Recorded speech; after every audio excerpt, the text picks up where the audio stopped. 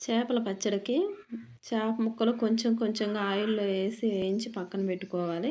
అలా వేయించినయన్నీ కలిపి మళ్ళీ అదే ఆయిల్‌లో మొత్తం ముక్కలు వేసి తాలింపుకి కావాల్సిన ఎండుమిర్చి, జీలకర్ర, అలాగే అల్లం వెల్లుల్లి పేస్ట్ కానీ వేసి కలపాలి. ఆయిల్ వేడిగా ఉంటుంది కాబట్టి గ్యాస్ సిమ్‌లో పెట్టి ఉంచాలి.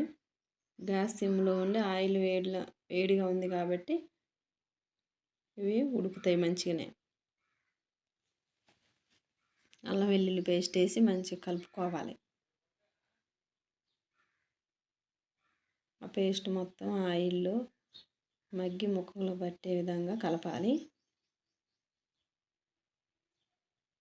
అల్లం వెల్లుల్లి పేస్ట్లో ఉప్పు, పసుపు, అల్లం, వెల్లిపాయలు వేసి మిక్సీ పట్టడం జరిగింది. వేసిన తర్వాత ధనియాల పొడి,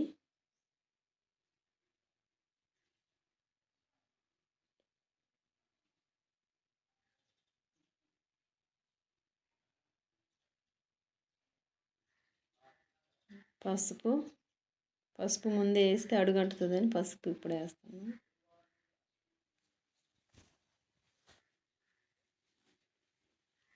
మెంతిపిండి, చేపల పచ్చడైనా కూరైనా మెంతిపిండి తప్పనిసరిగా వేయాలి. ఇప్పుడు మొత్తం కలపాలి.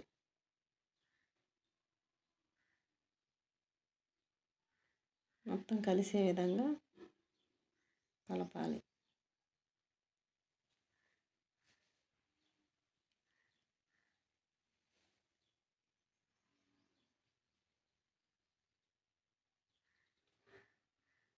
లాస్ట్కి గ్యాస్ ఆఫ్ చేసి ఎల్లిపాయ, ఉప్పు వేసి దంచిన కారం, ఎల్లిపాయ వేసి దంచితేనే కారం మంచిగా ఉంటుంది కాబట్టి ఎల్లిపాయ వేసి దంచిన కారంని గ్యాస్ ఆఫ్ చేసి ముక్కలకు పట్టించాలి.